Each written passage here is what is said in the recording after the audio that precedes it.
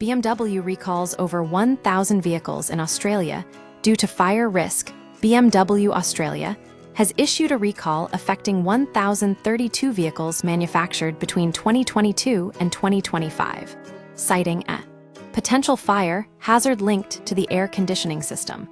The defect arises from wiring damage during routine cabin air filter replacements. The problem?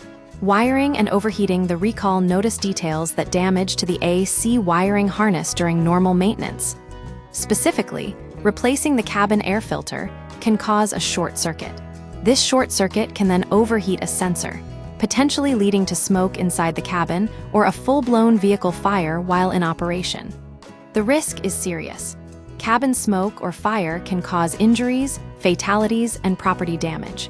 BMW is urging owners to avoid using remote functions like climate control, pre-cooling, preheating, and remote engine start until the repair is completed.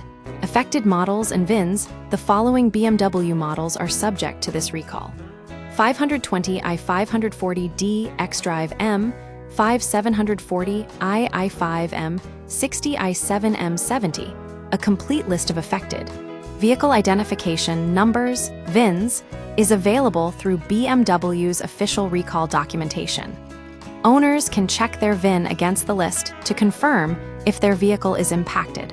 What owners should do: BMW is actively contacting affected owners and strongly advises scheduling an immediate repair appointment with an authorized BMW dealership. The fix is free of charge. Owners with questions can reach the BMW Australia Recall Hotline at 1800 240 3675. Recurring fire risks. A pattern emerges. This is the third fire-related recall for BMW this year alone. In February, over 16,000 vehicles were recalled due to a faulty starter motor solenoid.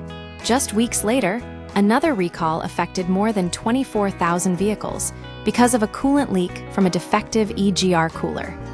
These repeated recalls highlight a concerning trend.